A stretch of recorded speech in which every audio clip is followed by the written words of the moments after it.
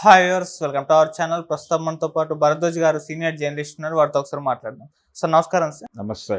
Sir, కూటమి ప్రభుత్వం లక్ష్మీ పార్వతి గారికి షాక్ ఇచ్చింది సార్. అంతకుముందు జగన్ గారి హయాంలో ఆమె ఆంధ్ర యూనివర్సిటీకి గౌరవ ఆచార్యురాలుగా ఉండే కదా సార్. ఇప్పుడు ఆ పదవిని తీసేస్తున్నట్టుగా మన ఆంధ్ర యూనివర్సిటీ వాళ్ళు ప్రకటించడం చూస్తున్నాం సార్. మరి దీన్ని ఏ విధంగా చూడొచ్చు? ఇది కూటమి ప్రభుత్వం ఇన్వాల్వ్మెంట్ తీసుకుని ఆమెను తీసేస్తున్నట్టుగా మాట్లాడుతున్నారు సార్. యాక్చువల్గా ఆవిడకి తెలుగు అకాడమీ చైర్పర్సన్గా నియమించారు. ఓకే. అయితే ఇవన్నీ కూడా నియామక పదవులు. ఈ నియామక పదవులు ఎప్పుడైతే ఏ ప్రభుత్వం అయితే నియమిస్తుందో ఆ ప్రభుత్వం వెళ్ళిపోయిన తర్వాత ఆటోమేటిక్గా వీళ్ళందరూ రిజైన్ చేయాల్సి ఉంటుంది. కొంతమంది చెయ్యరు, ఆ ప్లేస్లో వేరే వాళ్ళని తీసుకొస్తారు. అయితే ఈ పదవితో పాటు ఆవిడకి ఆంధ్ర యూనివర్సిటీలో ఈ గౌరవ ఆచార్యులుగా ఒక పదవి ఇచ్చారు. ఈ పదవి ఏంటంటే ఎవరైనా తెలుగు విభాగంలో రీసెర్చ్కి వెళ్ళే వాళ్ళని ఈవిడ అప్రూవ్ చేయవచ్చు. ఓకే. ఆ అధికారం ఉంది ఆవిడకి. అయితే ఆవిడ యాక్చువల్గా ఆ ఉద్యోగం పెద్దగా చేసిన పరిస్థితి లేదు. ఆవిడ తెలుగు అకాడమీ చైర్పర్సన్గా ఉంటూ ఎక్కువ శాతం పార్టీ వ్యవహారాలు, పార్టీకి సంబంధించిన అంశాలు ఏదైనా మీడియాతో మాట్లాడటం, ఇలాంటి వ్యవహారాల కంటే పొలిటికల్ ఏరియాలో ఆవిడ ఎక్కువ టైం స్పేర్ చేశారు. ఆవిడ టైం స్పెండ్ చేసింది కూడా పొలిటికల్ ఏరియాలో.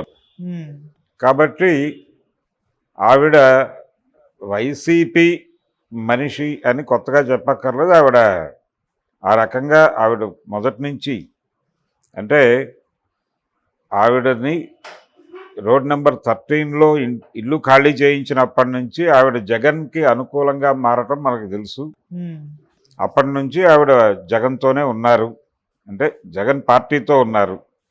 కాబట్టి లక్ష్మీ పార్వతి వైసీపీ మనిషి అని కొత్తగా ఎస్టాబ్లిష్ చేయక్కర్లేదు. వైసీపీ వాళ్ళందరినీ తీసేయటంలో భాగంగానే ఆవిడ్ని కూడా తొలగించారు.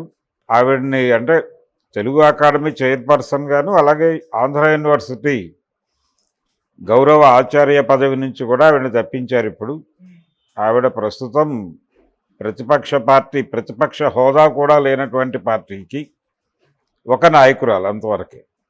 సో ఆవిడ అలాగే ఈ విషయం మాట్లాడారు ఇంతకుముందే.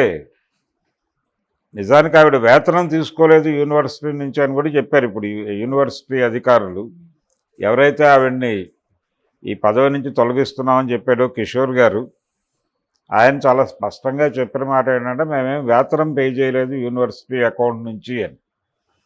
అది గౌరవ ఆచార్య పదవి. గౌరవ ఆచార్య పదవి ఎవరైనా రీసెర్చ్కి వెళ్ళేటట్లయితే ఆవిడ కూడా ఒక అప్రూవల్ ఇస్తే అది కొంచెం ముందుగా వెళ్తుంది అనేది. అది కూడా తీస్తారు. ఇప్పుడు అవేవీ లేవు.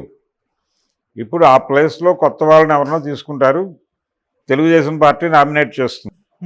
సో ఒక నామినేషన్ పదవి రెడీగా ఉంది, ఎవరైనా ప్రయత్నం చేసుకుని ఆ ఏరియాలోకి వెళ్ళొచ్చు అని ఒక హింట్ ఇచ్చారు. ఇప్పుడు ఆవిడని తొలగించడం ద్వారా, ఆవిడని తొలగిస్తే కదా అక్కడ వాక్యూమ్ ఉందని తెలిసేది ప్రపంచానికి. అంటే తెలుగు అకాడమీ చైర్పర్సన్గా ఎవరినో తీసుకుంటారు, చైర్మన్ గానో చైర్పర్సన్ గానో ఎవరో ఒకళ్ళని తీసుకుంటారు. ఇక్కడ ఈ గౌరవ ఆచార్య పదవి ఒకటి ఖాళీ ఉంది, దీనిలో కూడా ఎవరినైనా మీరు ఫిల్ చేసుకోవచ్చు. అంటే కొత్త పార్టీ అధికారంలోకి వచ్చింది కాబట్టి చాలామంది ఆశావహులు ఉంటారు, పదవులు ఆశించే వాళ్ళు ఉంటారు. వాళ్ళల్లో ఎవరో ఒకళ్ళని అక్కడ ప్లేస్ చేస్తారు. అలా గడిచిపోతుంది అంతే. దానిలో పెద్ద వింత విశేషము ఏమీ లేదు ఆవిడని. అయితే లక్ష్మీ పార్వతి గారిని ఆ పదవిలోంచి తొలగించడం అనేది ఒక రకంగా అత్తగారి ఉద్యోగాన్ని తీసేసినటువంటి అల్లుడు గారు అన్న కాంటెక్స్ట్లో వెళ్ళొచ్చు.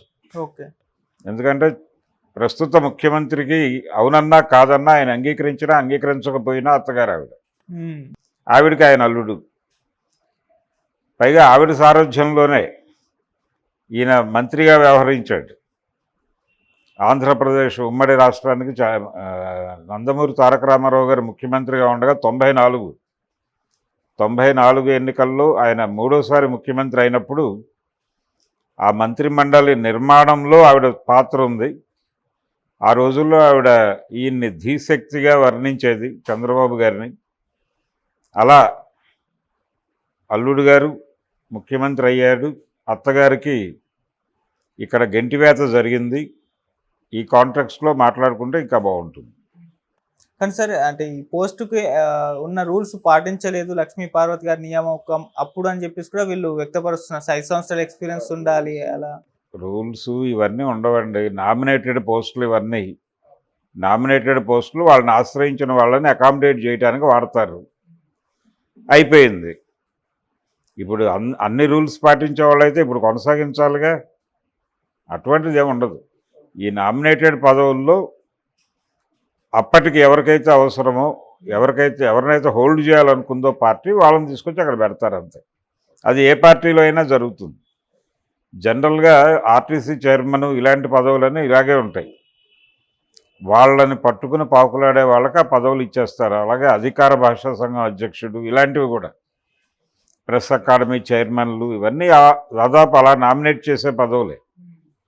నామినేట్ చేసిన తర్వాత కొంతమంది ఆ పదవికి వన్నె తెచ్చే ప్రయత్నం చేస్తారు. అంటే తాము ఏం చేయాలని కాన్స్టిట్యూషనల్గా ఉందో డిజైన్ అయ్యి దాన్ని పూర్తి స్థాయిలో ఎగ్జిక్యూట్ చేయడానికి ఒక ప్రయత్నం చేస్తారు. అలాంటి వాళ్ళు జనాలకు గుర్తుంటారు. లేదు ఏదో మనకి ఈ పదవి ఇచ్చారు అని ఆ పదవిని అక్కడి వరకే చూసి, ఓకే, లక్ష్మీ పార్వతి గారు ఆవిడ పొలిటికల్గానే చూసింది. నిజానికి ఆవిడకి అకాడమిక్స్ మీద కొంత అవగాహన ఉంది. ఆవిడ గతంలో కాలేజీ లెక్చరర్గా పనిచేశారు. ఆవిడకి అధ్యాపక వృత్తిలో ఉంది కాబట్టి ఆవిడకి ఆ జ్ఞానం ఉంది, తెలుసు ఆవిడకి. అలాగే ఆవిడ అష్టావధానాలు వీటిలో కూడా పాల్గొనేవారు. సో ఆవిడకి ఆ ఏరియాలో ఏమిటి అనే విషయానికి తెలిసి సంగతి తెలుసు. కానీ ఆవిడ మెయిన్ కోర్ ఏరియా పాలిటిక్స్. అందుకని అక్కడ ఏం చేయలేదు. ఆవిడ చేయటానికి అవకాశం కూడా ఉండదు. ఆవిడని జస్ట్ ఊరికేనే ఒక నామినేటెడ్ పోస్ట్లో అలా పెట్టారు అంతవరకు.